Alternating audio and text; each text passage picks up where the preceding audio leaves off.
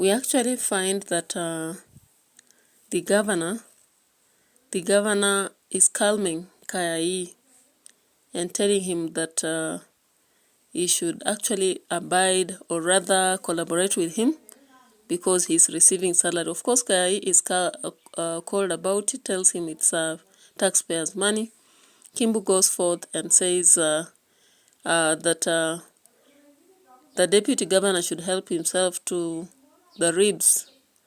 But Kayai says he can't. They should be thrown to the dogs because who can eat uninspected meat in this county? Now, Kimbu says he cannot actually serve him uninspected meat. They bought it outside the county, you know. So Kayai begins now to critique the governor, telling him that he should not be letting citizens take uninspected meat while they buy from outside. Why did they choose these misguided policies anyway? So the governor talks about the fact that judgment is not necessary. Instead, they need to understand each other. Kayai says that since meat is supposed to be inspected, yeah, and he's the first leader to have allowed uninspected meat to be eaten, which he doesn't eat, he should blame himself for whatever is happening. Of course, governor agrees partly with that, but says that if he eats and dies, nobody will run the country. So, Kai goes ahead and says that those who are taking over from the incapacitated leadership will actually be more loved than him for the damages caused. Now, of course, the governor is a bit ashamed, but he braces for it and says that he is no longer in charge of the county because of enemies, their research, the disease that is happening, and therefore he needs Kayai to help him sort the issue.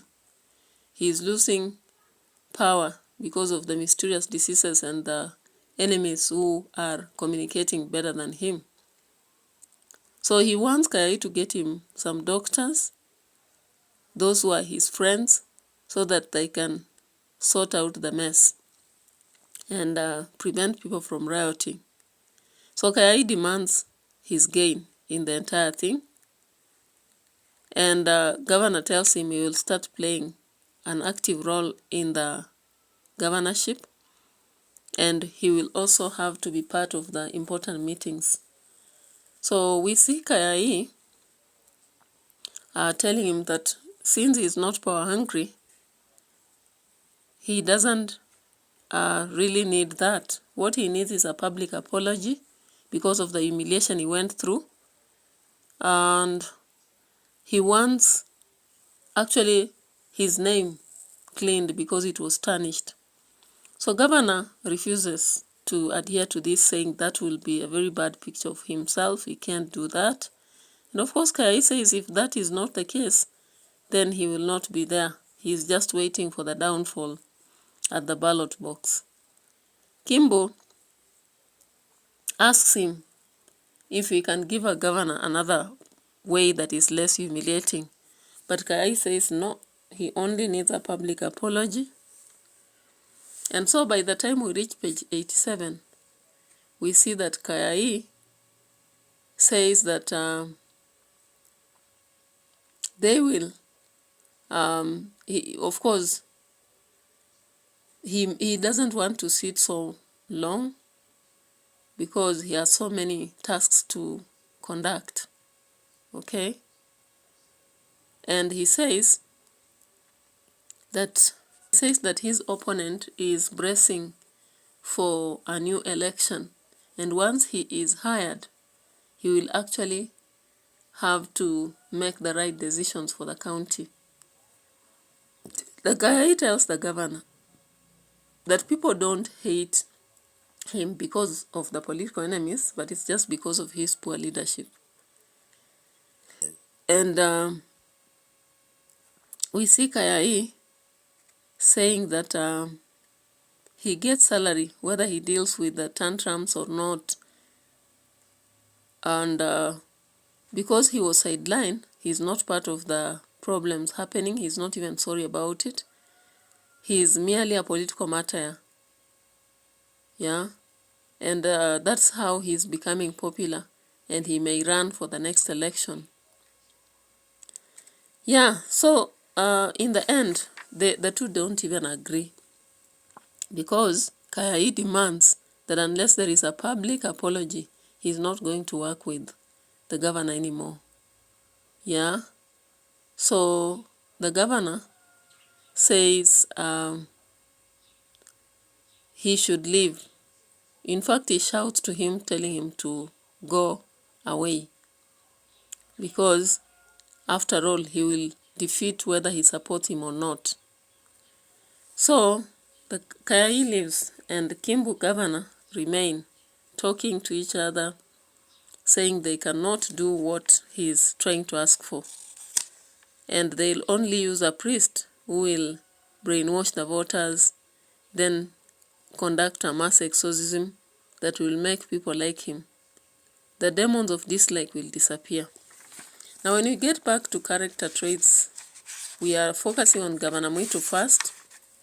For Governor Mwitu, what we see in him, he is actually very proud. He still doesn't want to cooperate with Kayai. He says he cannot sympathize or rather apologize to him. That will be humiliation in public. Even the way he greets him as first sighs, how is your family, Kayai? Kayai, let's put the past behind us. I spoke carelessly in anger. Calm down. Then he says, I pay you. You see, that is being proud. He says, before you berate and judge me, there is something you need to understand. So he's actually very proud. Very proud. I get a salary without having to deal. No, not that bad. You are still bitter, and I made you relevant in my administration.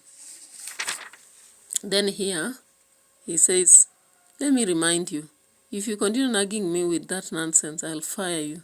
I mean it. Summon the priest we bribed during the campaigns. So that's still being proud. He tells Kimbu, escort that fella out. That's out of pride. Then he's still very emotional or ill-tempered or hot-tempered. On page 88, he shouts to Kayai, Kayai, leave and return to the obscure dungeon. I'll defeat this mystery disease with my wisdom, and the people will hail me as the hero. Then furious, on page 88 again, let me remind you, if you continue nagging me with that nonsense, I'll fire you. I mean it. Then on page 87, he's scared. Who knows? What are you even implying?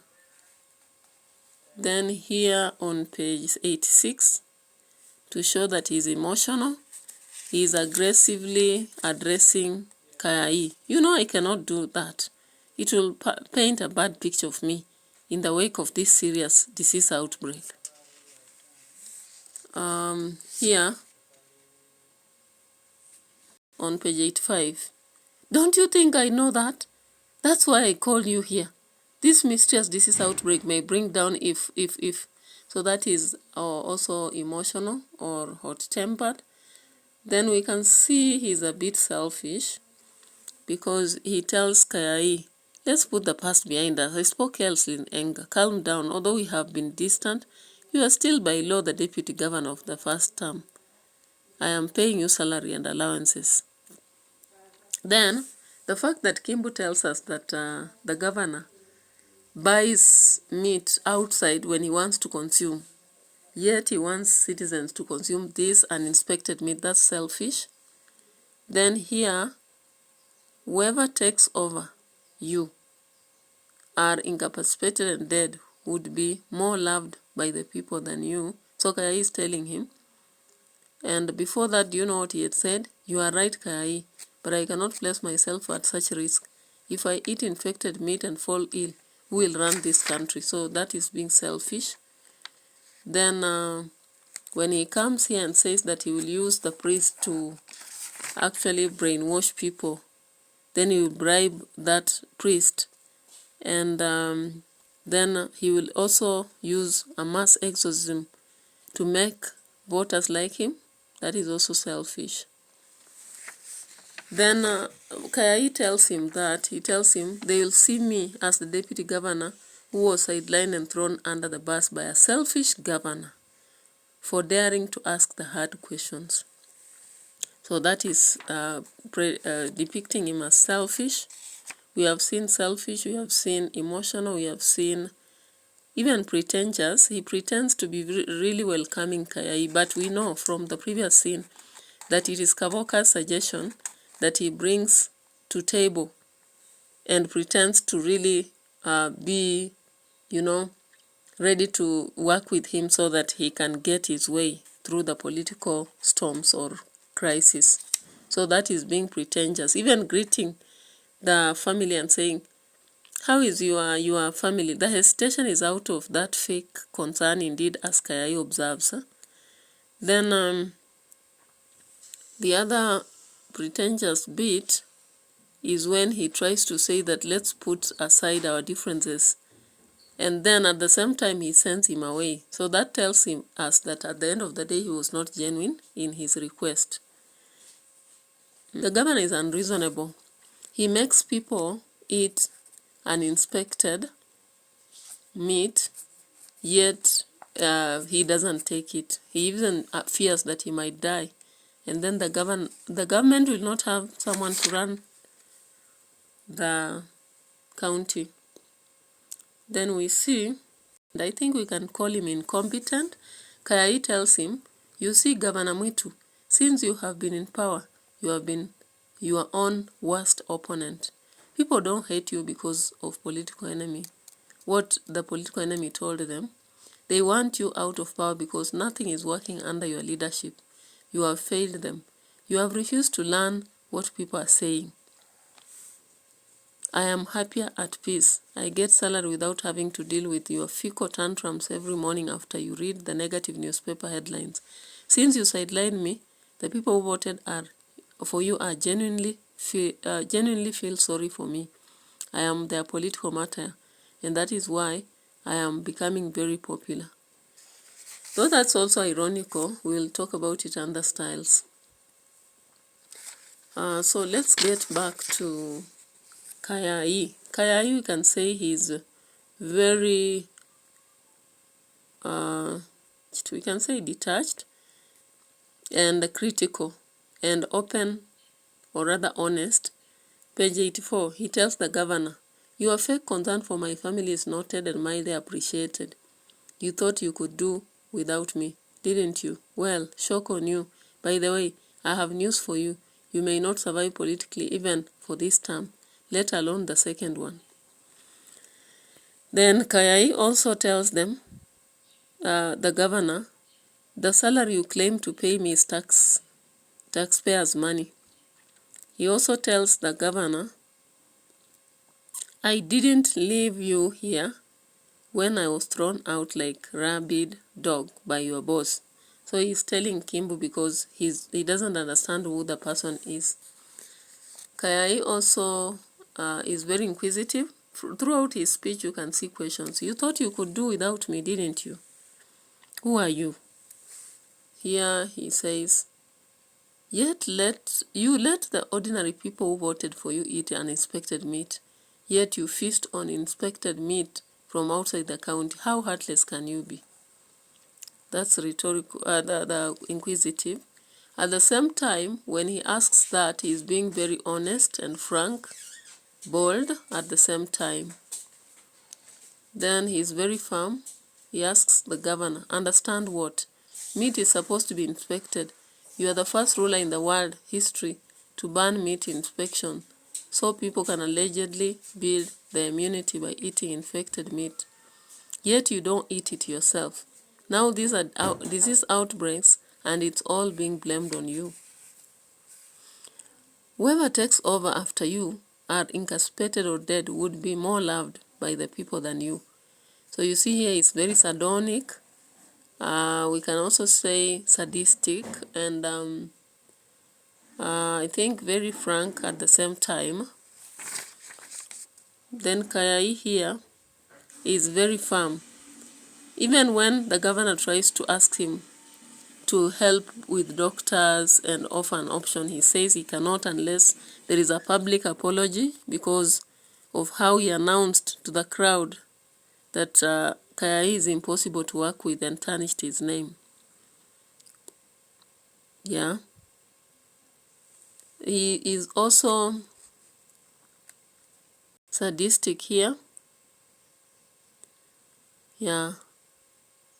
He says, bitter, I'm happier and at peace. I get a salary without having to deal with your fecal tantrums every morning after you read the negative newspaper headlines. Since you sidelined me, the people who voted for you genuinely feel sorry for you. I am their political martyr, and that is why I am becoming very popular. If I decide to run against you in the next election, who knows? Then Kayai also says once he gets elected to office, he will hire only the people who agree with him, so that he can make decisions quickly. Yeah. We see here, Kayai says, very proud also. No need. I know how to pull a latch and open the door.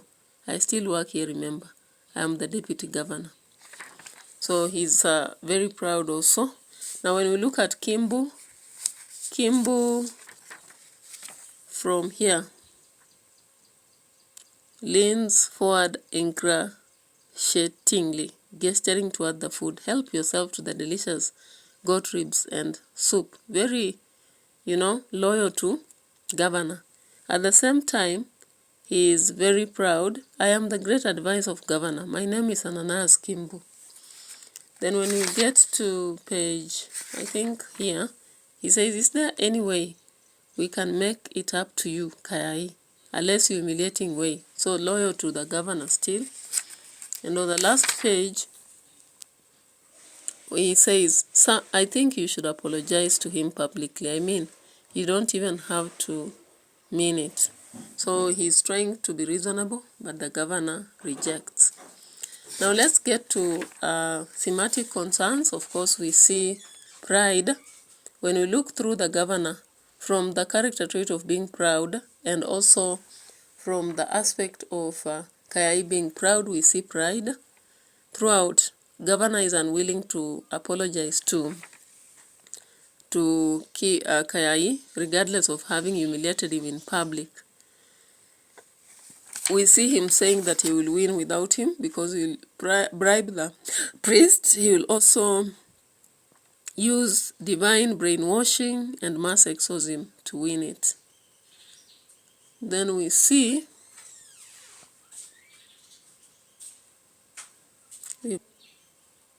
all right. Now we also come to see, I think theme of pride I've shared, of course.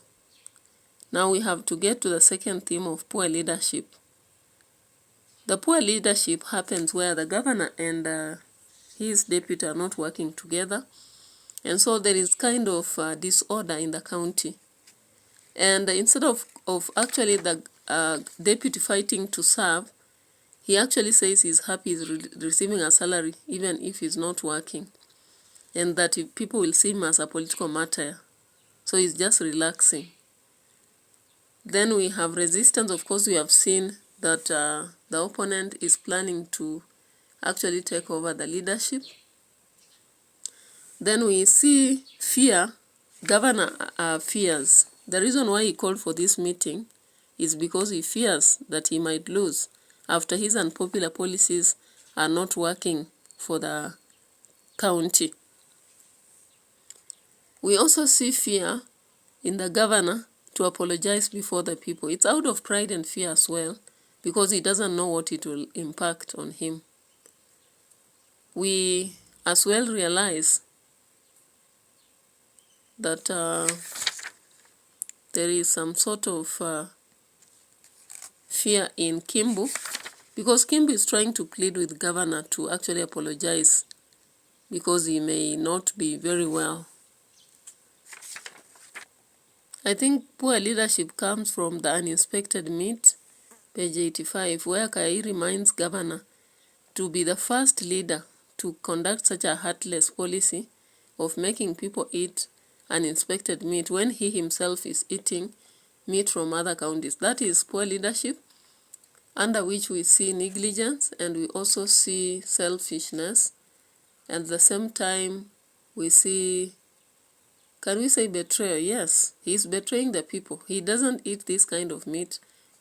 However, he wants the rest to eat, you see. Now we find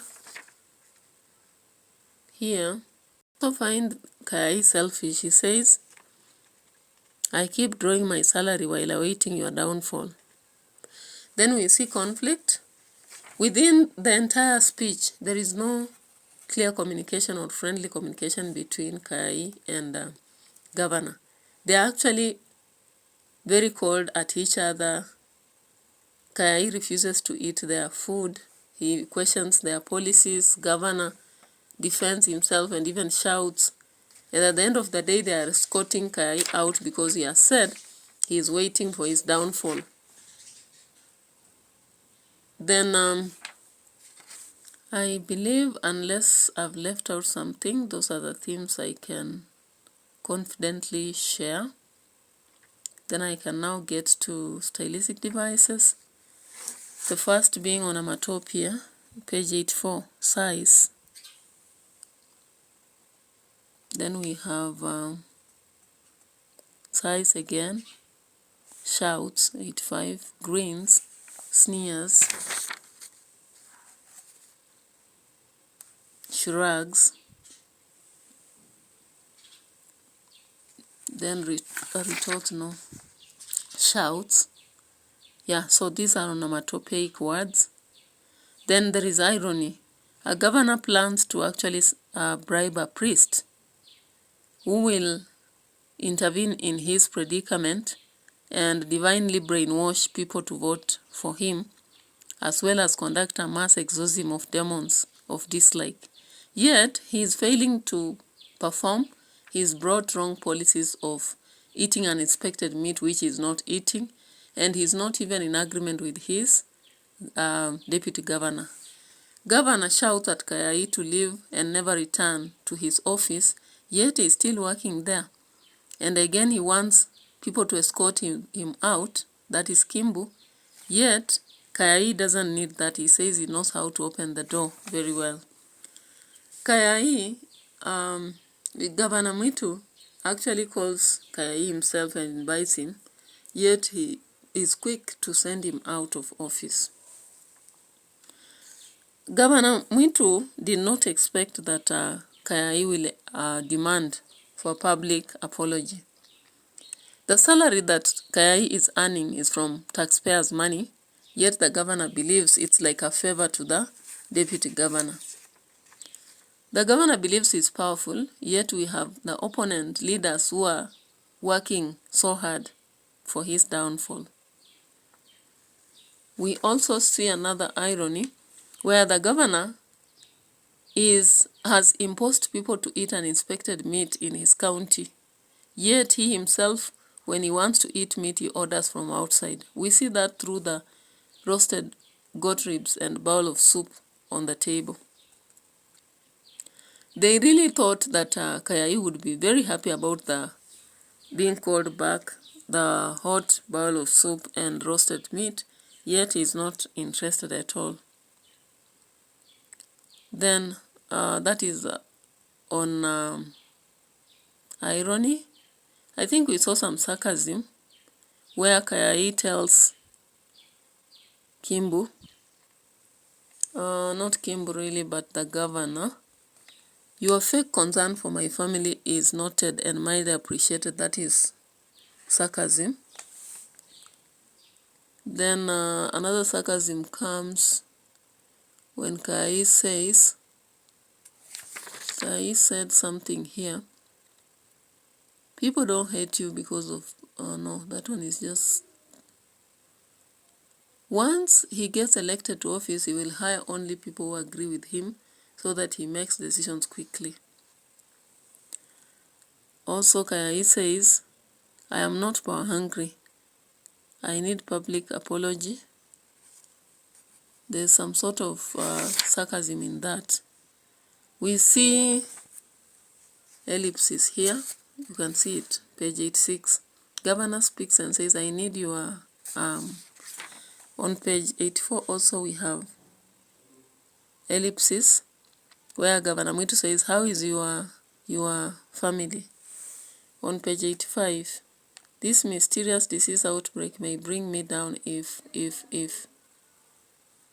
All right. There are rhetoric questions from Kai. Kai asks, you thought you could do without me, didn't you? Then he asks, and your first act of hospitality is offering me meat that has not been inspected. Then page 85, you let the ordinary people who voted for you eat uninspected meat, yet you feast on inspected meat from outside the country. How heartless can you be? Then Governor Mwitu, rhetorical question, don't you think I know that? We have another rhetorical question, page 86. Is there another way we can make it up to you, Kayai? Then another one on page 87, bitter.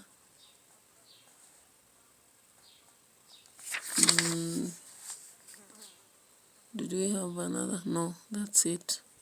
So guys, we have come to the end of our discussion for Act 4, Scene 1. Let's hope we'll manage the rest.